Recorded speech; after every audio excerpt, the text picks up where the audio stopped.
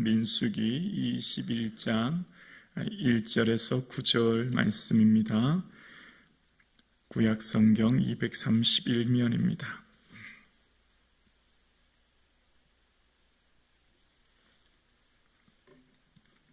민수기 21장 1절에서 9절 말씀을 함께 봉독하겠습니다. 네겝에 거주하는 가나안 사람 곧 아라세 왕이 이스라엘이 아다림 길로 온다함을 듣고 이스라엘을 쳐서 구중 몇 사람을 사로잡은지라.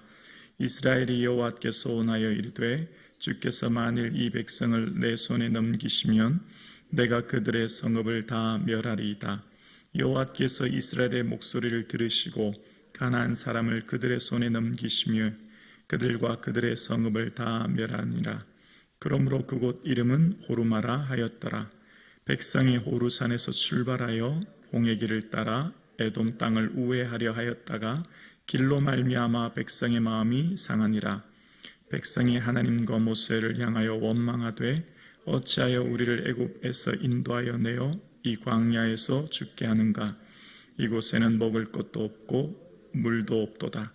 우리 마음이 이 하찮은 음식을 싫어하노라 하매 여호와께서 불뱀들을 백성 중에 보내어 백성을 물게 하심으로 이스라엘 백성 중에서 죽은 자가 많은지라. 백성이 모세에게 이르러 말하되 우리가 여호와와 당신을 향하여 원망함으로 범죄하였사오니 여호와께 기도하여 이 뱀들을 우리에게서 떠나게 하소서. 모세가 백성을 위하여 기도하매 여호와께서 모세에게 이르시되 불뱀을 만들어 장대 위에 매달라 물린 자마다 그것을 보면 살리라. 모세가 놋뱀을 만들어 장대 위에 다니 뱀에게 물린 자가 놋뱀을 쳐다본 즉 모두 살더라. 아멘. 예수님의 은혜와 평강이 충만한 이 하루 되기를 주님의 이름으로 축원합니다. 이스라엘 백성들이 하나님께 특별한 은혜를 입게 되는데요, 40년 전, 정확하게 38년 전 실패했던 그 호르마를 다시금 승리하게 하시는 본문이 오늘 본문에 나옵니다. 먼저 1절 보면 네겝에 거주하는 가나안 사람 곧 아람 왕이 이스라엘이 아다림 길로 온다함을 듣고 이스라엘을 쳐서 구중 몇 사람을 사로잡은지라. 아다림 길이라고 하는 원어의 뜻은 정탐꾼의 길이라는 겁니다. 그러니까 과거 38년 전 이 길로 가나안을 정탐했던 것을 생각해 봅니다. 그런데 아랏 왕이 이스라엘 중 몇 사람을 포로로 체포하여 이스라엘이 포로로 잡히는 일이 지금 발생한 겁니다. 이런 일이 생겨서 이제 하나님께 이스라엘이 소원하여서 기도하게 되고, 그래서 하나님께서 어떤 은혜를 주시면 3절에 보면 여호와께서 이스라엘의 목소리를 들으시고 가나안 사람을 그들의 손에 넘기심에 그들과 그들의 성읍을 다 멸하니라. 그러므로 그곳 이름을 호르마라 하니라. 여호와께서 이스라엘의 목소리를 어떻게 하셨냐면 들으시고 응답해 주셨다는 거예요. 그 아랏 왕이 지금 이스라엘 중 몇 명을 포로로 삼았기 때문에 하나님 그들을 다 멸하게 해주시길 원합니다 요청했고, 그래서 하나님이 그 목소리를 들어주셨다는 겁니다. 그래서 가나안 사람을 그들의 손에 넘기셨고 승리하게 하셨어요. 자, 이 본문을 묵상하면 정확하게 38년 전 가데스 바네아에서 불평한 후 그들이 가나안 땅에 올라가라고 할 때 올라가지 말라라고 얘기합니다. 하나님 우리와 함께 하시지 아니하시니 패할 수 있다고 모세가 말리지요. 그때 그들이 그럼에도 불구하고 고집을 피우고 그래도 올라갔다는 내용이 나와요. 그래서 민수기 14장 45절에 보면 민수기 14장 45절입니다. 아말렉인과 산간지대에 거주하는 가나안인이 내려와 그들을 무찌르고 호르마까지 이르렀더라 라고 이야기합니다. 그때 그들은 이 아말렉 연합군에 의해서 패배하게 된 것을 기억합니다. 그런데 이번에는 어떻게 되었죠? 이번에는 승리하게 하시는 은혜를 입게 되었어요. 자, 그러면 당연히 뭐 해야 될까요? 감사해야 되죠. 여러분, 지금까지 이스라엘 백성들의 경로를 한번 쭉 생각해 보세요. 출애굽기, 민수기에 감사라는 말이 한마디도 등장하지 않아요. 참 재밌지 않습니까? 감사라는 말은 한마디도 등장하지 않고 반대로 등장이 하는 말이 있어요.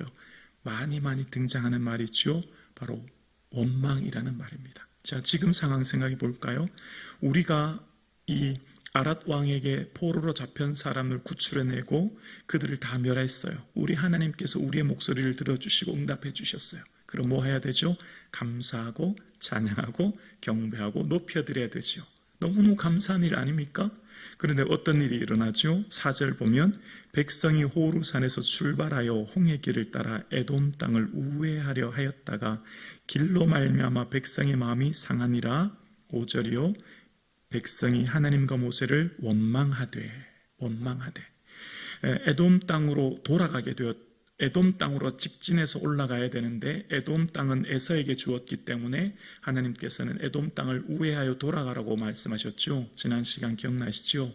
하나님은 이스라엘만의 하나님이 아니라 온 백성의 하나님, 온 우주 만물의 하나님이시기에 하나님께서는 에돔 땅을 에서에게 주셨다 말씀하셨고, 그래서 그들의 땅을 돌아가라 말씀하셔서 지금 그들이 이 왕의 대로인 기존에 있는 도로가 아닌 이 광야길로, 길이 없는 곳으로 가게 되었어요.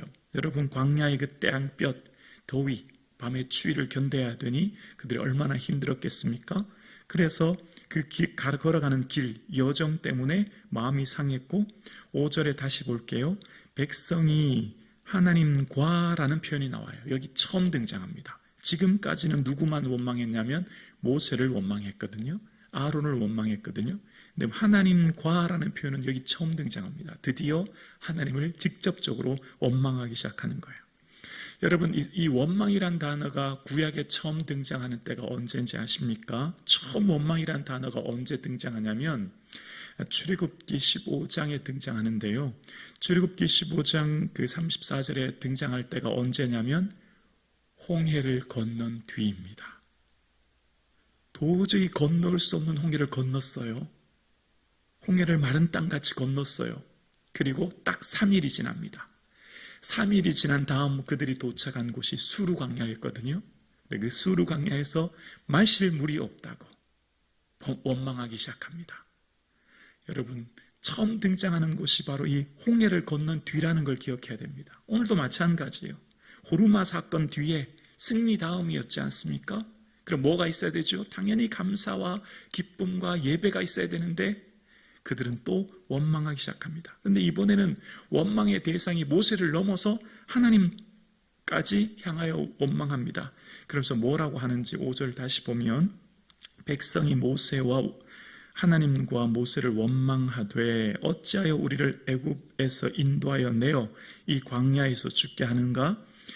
이곳에는 먹을 것도 없고 물도 없도다. 우리 마음이 이 하찮은 음식을 싫어하노라 하매. 이 하찮은 음식이 뭐예요? 만나요, 만나. 만나는 그들의 노력으로 얻은 것이 아니라 하나님의 은혜로 하늘에서 내려주신 거예요. 신광야에 있을 때 그들이 원망했죠. 우리가 애굽의 떡가마에서 배불리 먹었을 때 차라리 죽었으면 좋았을 것을 원망하니까 하나님이 그래, 내가 너희들에게 일용할 양식을 줄게 라고 하면서 주신 게 만나였거든요. 근데 그 만나를 이제 뭐라고 하냐면 하찮은 음식이라고 폄하하고 있습니다. 그들이 노력으로 한 게 아무것도 없는데 그들이 어떤 존재인지를 알지 못하면 늘 이렇게 불평하죠. 없고 없다고요.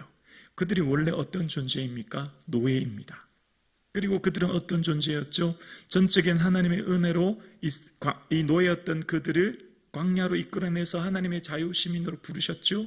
그런데 그들의 삶 가운데 그것을 인하여서 감사하지 못하고 끊임없이 불평합니다. 그리고 그들은 원래 죽어야 마땅한 자들이었습니다. 여러분 기억나시죠? 아론의 금송아지 사건 다음에 하나님이 다 그들을 멸하려고 하셨던 거. 근데 모세가 하나님 저들 용서해 주세요. 안 그러면 저들을 내 생명책에서 지워주세요 하면서 중보했기 때문에 살아난 거예요. 이런 게 한두 번이 아니었어요. 사실 알고 보면 그들은 죽어야 마땅한 자들인데 살려주셨고 그들의 위기 가운데 건져주셨고 만나를 주셨는데 이제는 만나를 하찮은 음식이라고 하면서 폄하하기 시작합니다. 그리고 이제는 모세만 원망한 것이 아니라 하나님까지 원망하는 그들의 모습을 보게 됩니다. 그래서 하나님께서 어떻게 하냐면 6절에 여호와께서 불뱀들을 백성 중에 보내어 백성을 물게 하심으로 이스라엘 중에서 죽은 자가 많은지라. 하나님께서 불뱀, 이 불뱀은 불타는 뱀, 원어의 뜻은 그런 뜻인데 불과 같이 강력한 독을 가진 뱀이라고 생각하면 될 것 같아요. 그래서 그 뱀들이 출몰해서 이 장막 가운데 있는 많은 백성들을 물기 시작한 겁니다. 그래서 죽기 시작합니다. 그래서 이스라엘이 또다시 7절에 얘기합니다. 백성이 모세에게 이르러 말하되 우리가 여호와와 당신을 향하여 원망함으로 범죄하였사오니 여호와께 기도하여 이 뱀들을 우리에게서 떠나게 하소서. 모세가 백성을 위하여 기도하매 8절이요 여호와께서 모세에게 이르시되 불뱀을 만들어 장대 위에 매달아 물린 자마다 그것을 보면 살리라. 아멘. 그들이 원망하여 하나님 범죄했습니다. 기도하게 되고 그들이 뱀들이 떠나길 하나님께 기도하고 요청하자 모세가 그들을 향해 기도할 때 하나님은 긍휼이 많으신 하나님은 용서해 주세요.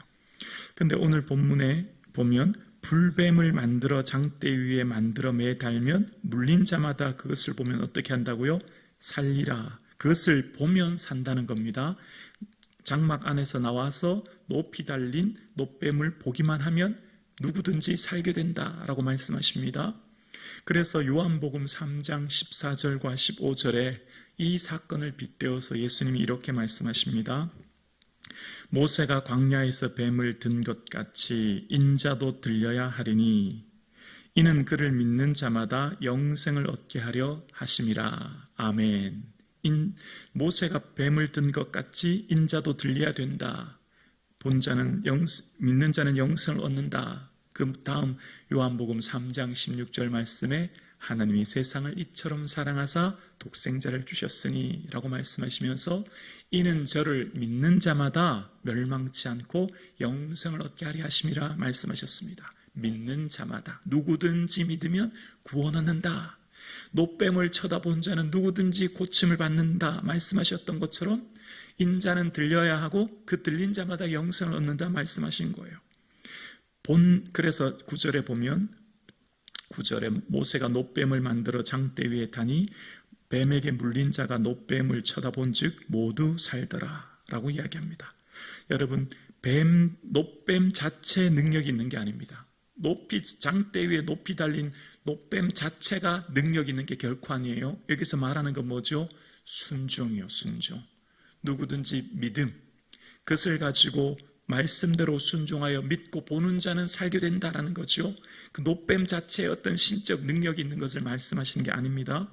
그런데 이것이 이들에게는 굉장히 조금 껄끄럽고 어려운 일이었어요. 왜냐하면 뱀이라고 하는 것은 레위기 11장 41절에 보면 땅에 기어다니는 것은 다 가증한 것이다 라고 이야기합니다. 그러니까 그들이 볼 때 뱀은 가증한 것이었고 그 뱀으로 인하여서 가증한 것에 접촉된다는 부정하게 되거든요. 그러니까 지금 그들의 생각할 때 무슨 어린 양이라든지 그들을 볼 때 의로운 동물이 아니라 그들이 볼 때 가증한 동물이었거든요. 그것을 매다는 일이었기 때문에 그들의 이 상식적인 선에서 벗어나는 것이었거든요. 그런데 놋뱀을 쳐다본 즉 어떻게 해요? 모두 살더라라고 이야기합니다. 그들의 생각과 상식을 넘어서는 행동이라는 것을 이야기하는 거지요. 그러나 순종하여 나아가는 자, 그것을 본 자는 모두 살게 됩니다. 어떻게 그것을 본다고 살아? 어떻게 그런다고 살 수 있겠어? 라고 의심하고 쳐다보지 않는 자는 죽게 되었다는 것을 이야기하는 것이죠. 오늘 이 사건을 통해서 예수님께서는 하나님께서 모세가 뱀을 든 것 같이 인자도 들려야 되리라 말씀하셨고 이것을 통해서 예수 그리스도께서 십자가의 피 흘리심의 사건을 말씀하고 계시는 것이죠. 지옥이 있기는 어디 있어? 죽으면 끝이지. 천국이 있으면 어디 있어? 죽으면 끝이지. 그러나 말씀을 믿는 자는 반드시 살게 되고 말씀을 믿는 자는 영생을 얻게 되고 말씀을 믿는 자는 구원을 얻게 될 줄로 우리는 믿습니다. 오늘 우리의 모든 삶은 전적인 하나님의 은혜입니다. 이스라엘 백성들이 광야로 인도해 주신 것, 그리고 지금까지 살아있는 것, 전적인 하나님의 은혜입니다. 우리의 삶 가운데 주께서 내려주신 은혜를 세워보며 감사가 충만한 이 하루 되기를 주님의 이름으로 축원합니다.